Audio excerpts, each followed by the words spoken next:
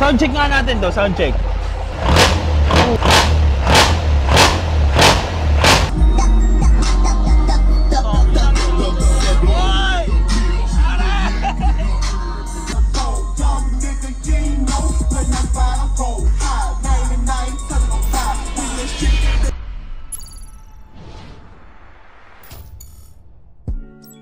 What is up, potatoes? What's up sa inyo mga patatas? So after all, tapos na tayo magpaayos ng mga kotse natin, mga sasakyan. So ang shoot natin ngayon is, syempre, Filipino pride, no? Kapag sinabi mo ang Pilipinas, guys, hindi mawawala sa usapan ang jeepney. So bakit ba ito yung gusto kong i-review? Gusto ko lang rin i-share sa inyo or sa mga foreign friends natin or sa mga foreign viewers kung ano yung kaya nating gawin pagdating sa sasakyan. So dati nakapag-review naman na tayo ng jeep. Curious lang talaga ako kasi guys, bakit ang lakas nila? Siguro everyday silang ginagamit. Paano nila na may maintain? Yung iba maghapon pang bumibiyahe. Pero ang pinaka-unique sa jeep na to guys is ito yung my first ever. Hindi ba first ever? Parang ito lang yung nakita kong jeep na may sunroof. No? So ako mahilig talaga ako sa sunroof guys kasi medyo VIP yung feeling nito, medyo exclusive.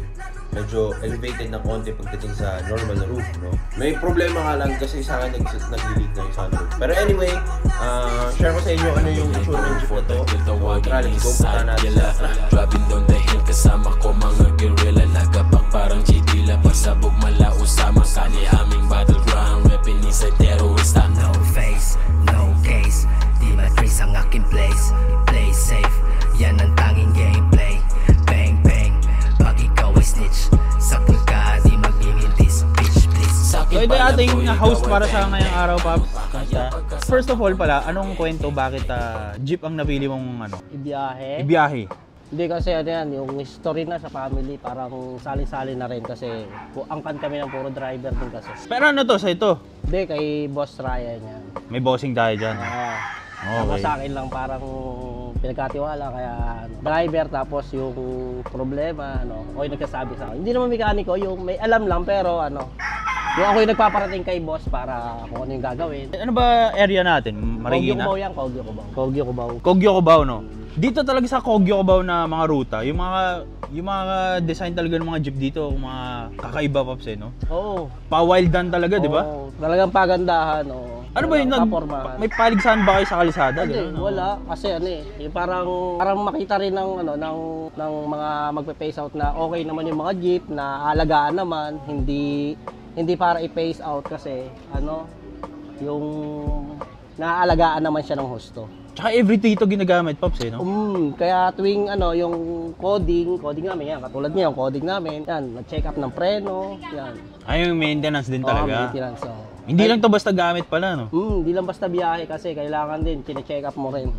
Ano yan, weekly yan, ganun. Yung mga jeep talaga sa Kogyo, kasi dito ako kadalasan makakita ng mga mahaba eh. Oo. Doon kasi sa amin sa nasa Q, sa mga tig 10 lang, tig 9, ganun. Ito ilang seater to? 12 lahat 24. 24. Oo.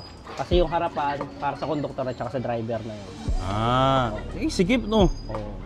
Pero ano yung ramdam ba, Pops, kapag puno na, mahirap na iliko, ganun? Hindi naman kasi power steering naman siya. Power steering pa to? Power steering yan. Pucho, panis pa yung Corolla ko dito. Tapos ang maganda rito, guys, tignan mo naman, Stage 21, puta yung hood. Legit yan, tol. Legit na carbon to. Oo. Ano ba kwento nito, Pops? Paano ba dinisenyo yung ganitong design concept niyan? Nagdisenyo talaga niyan si Paring Ryan, talaga may idea ng mga kung ano yung mga nakikita mo ngayon diyan. Siya talaga ang yan. Pops, isa pang tanong ko, may may kulay din sa registro yung ganyan o wala? Oo, hindi yan. Yung kulay niya pagka ganyan, multicolor. Multicolor na. Okay. Kahit anong kulay palagay mo pwede. Kasi dami nakalagay, multicolor mga syempre yung hood carbon yan, no? Baka gusto mo rin testing niya angat. Pucho, may ganun pa, hindi lang basta inaangat pala to. Yeah, sobrang gaan yan. Ano? Yan.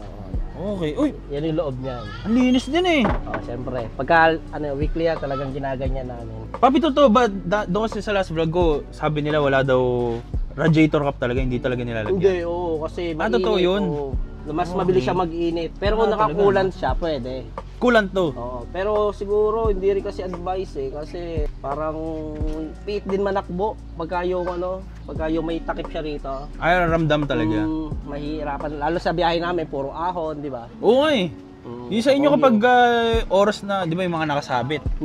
Pag tinaas na nila yung paa nila, hindi na bababa no? Oo. Palagi Talagang nakataas. dire-diretso yun. Sakto lang kasi malaki naman kasi yung makina niya eh. Anong makina ba tong ganito, Paps? 4BE1, kung tawagin ng mga tawag talaga, Straight Eagle. Straight Eagle. No. Anong ilang liter yung ganyan?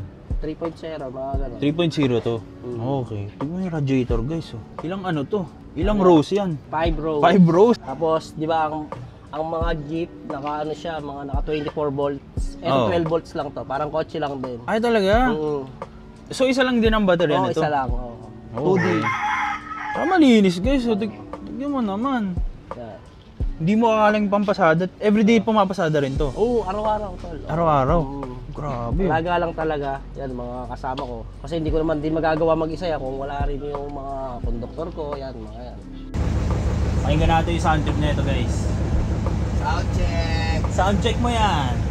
Pasok! Todo mo yung bababasag yung ano ko, kaluluwa, ganun. Yun, oh. Angas din, may pa-TV pa, ano?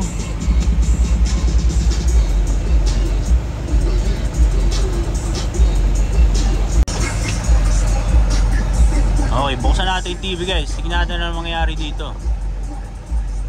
Ngayon lang ako nakakita ng jeep na may TV.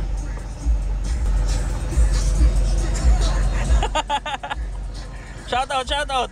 Shoutout sa asawa ko. Eh. Hindi kayo naniniwala sa sundo ako. Oo.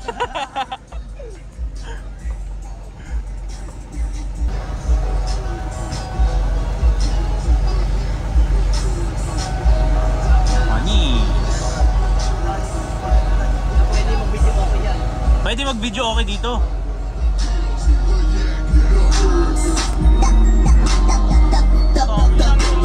Hoy!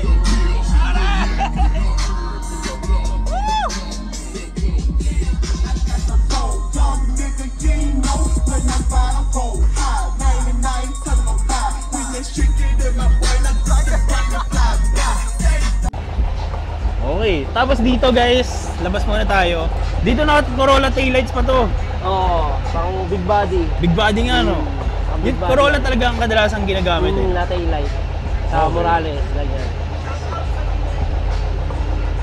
Ayan, mga konduktor ko, yan. Yan! Mga matitigas yan oh. Matitinig yung mata niyan. Ano yan, mga veterans ng Kogyo Kubaw yan. Pati sa babae yan. Sino pinakagwapo dyan? Ayun, oh. Pinakaitim? Ay, nakaitim, nakaitim. Yan talaga ang ano dyan. Humahakot. Tapos dito Pops, dalawa yung muffler. Nakalamigo. Soundcheck nga natin to, soundcheck. Soundcheck na muffler.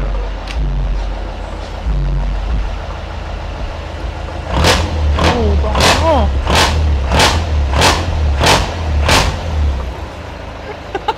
Ang ingay din eh, no? Tanong ko yung mga jeep, malakas din ba sa gas yung ganyan? Ah, sa diesel. Sa Malakas sa diesel? Di naman, kasi pagka yung alaga mo sa calibration yung mga nozzle niyan, talagang hindi, pagka yung alaga mo siya, hindi rin siya ganun kalakas kumain. Kahit na tuloy-tuloy yung biyahe mo. Pero yung ano na to, EFI na to? Hindi. O carb ba? Oo, ano yan, yung injection pump. Tapos, ang malupit dito guys, yung side skirt nito, dalawa. Yan. Tingnan mo, meron dito. Yan. Tsaka dun. So, sobrang haba, kailangan dalawa, no? Oo. Hindi, kasi mga pang-kotse kasi. Ah, mga pang-kotse to. Oo, mga naka-concept kasi sa kotse. Tapos, yung pintura, tingnan yung pintura guys. Parang ano to, parang kinalmot eh, no? Oo, napunit. Napunit siya. Lahat yung concept ni Ryan G yan. Boss Ryan. Eh, pogi. Hindi ko mapapakita sa inyo guys, pero ang pogi kasi. Pogi rin naman si boss. Patingin. Tingin nga! Ay, natago. Pops, pwede natin maikot. Oo, pwede. Tara, subukan natin. Oo, pwede Saan naman. ako sasakay? Dito tayo. Bago natin ituloy yung ating video, kung naghanap kayo ng matinong betting site, kung takot kayo makipag-bet sa Facebook sa mga tropa nyo hindi nagbabayad kapag talo yung mapili nilang team, para sa mga gusto maglaro or gusto mag-try ng betting site na to, click nyo lang down below yung link sa baba. Tapos kapag mag-register kayo, use the code RICHPOTATO para makakuha kayo ng voucher. So mamaya papakita ko sa inyo, tapos mapupunta kayo sa tab na to. Let's go! So napakadali lang mag-register dito guys. Siyempre click nyo lang yung green sa taas, register. Tapos sa code dito may lalagay yung phone number mo. Ito rin yung gagamitin mo pang login mo. Tapos dito nyo magagamit yung Rich Potato na code. Siyempre $100 yan guys na bonus. Di yan pesos, dollars yan. So napakadali lang mag-register. Makakapag-bet ka na agad. No? So siyempre kailangan mo maglagay muna ng pera para makapag-bet ka dito sa betting site. Kaya nga siya betting site, diba? So maganda sa betting site na to, sobrang daming laro. Siyempre meron ditong football kung fan ka ni Messi o ni Ronaldo. Tennis, meron din. At syempre, yung paborito ng Pinoy, hindi mawawala talaga dyan yung basketball. Pwede ka tumaya dito, NBA, PBA, at kung ano-anong liga pa. Yun ang maganda dito sa 1xBet. Sobrang daming varieties ng mga laro. Sobrang user-friendly ng app na to, so hindi ka talaga malilito, hindi ka maliligaw. Subukan nyo na tong 1xBet. Wala namang masama sa pag nagtatry. Alay mo, kayo na yung susunod na swertehin. Sama natin yung mga backriders natin. Ano pangalan, tol? Pangalan? CJ. Jason. Enjong po, aka Enjong. Jong Kids. O kapit kayo dyan, mabilis to. Ang baba nito. I-ready mo rin yung songs. Jong, sa iba na kasama. Sa iba na ito. Sakto nga guys, no? Tingnan mo yung paningin na yun. Sakto eh, no? Baba ng upuan, no? Pwede mo rin itaas. Magkaiba lang yung driver, pwede mo ibaba. Sa kanya ng tela.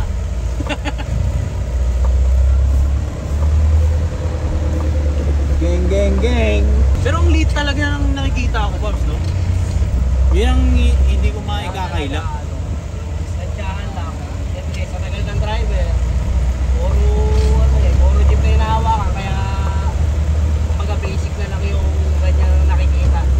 Pero may uso ngayon yung katulad sa mga Hataw Motors at saka sa mga Milwaukee. Yan, nilalakihan nila yung windshield. Nag-performa rin, maganda rin naman. Ano ibig sabihin ng Milwaukee? Yun yung mga stainless, mga gawang sa Novaliches, maraming ganun. Mga stainless. Yan. Pops, tama, walang second gear ka nagsa-start talaga. Oo, second gear. Pagka yung ganyan kalaki talaga second. Hindi mo magagamit yung primera. Unting-unti lang ganun. Oo.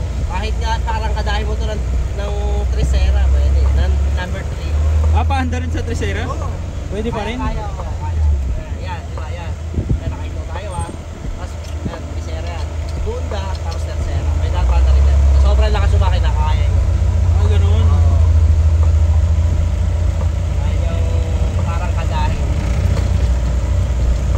Medyo mga ngatog nga lang, pero kaya mong i-balance. Pero Pops, yung di ba yung mga conductor palaging nakaganon, nakatingin sa ano? Ano yun? Nakabantay sila sa mga hindi nagbabayad. Ganun talaga yung stance nila nakatalikod. talaga. Panakot yun, panakot. Killer eye. Nakakatakot kasi pag, alam mo yung nagkatinginan na kayo, parang nagbayad ka naman pero mapapaisip ka kung nagbayad ka ba talaga eh. No? Mga bayad na ulit, magbabayad na ulit. Ay, mga bayad na, magbayad na ulit. Jeepney ride.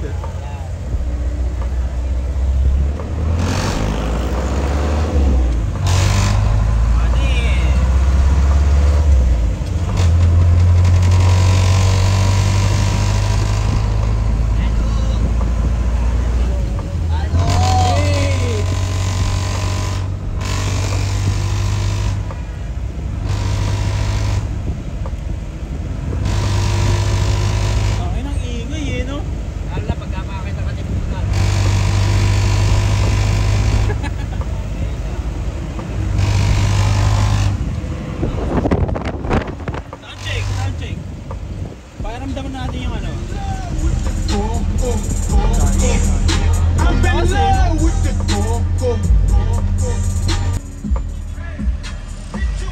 Ito yung mga lumang jeep, no? Masaya rin, Pops, mag-drive ng jeep.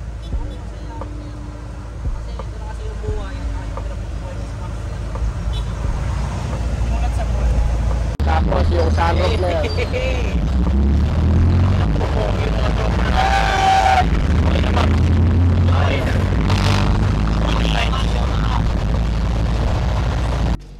Okay, Pops, salamat ulit sa Okay, salamat. pagpapadrive at oras na pag-review ng sasakyan natin. Baka may gusto ko i-shoutout or batiin.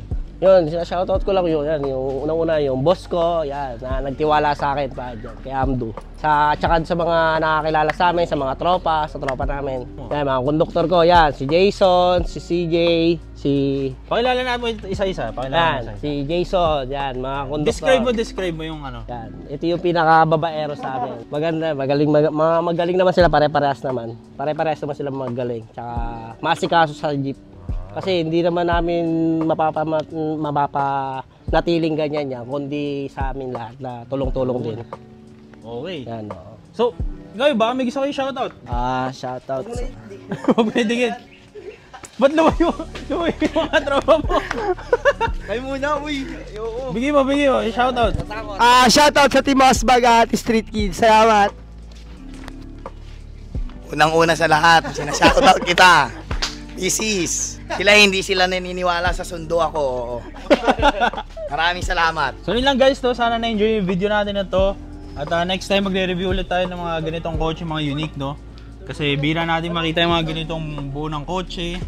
No, kasi ito talaga bira natin makita. Tsaka ito yung talagang gawang Pilipino guys. No? So yun lang, sana na-enjoy yung video natin na to. Peace out!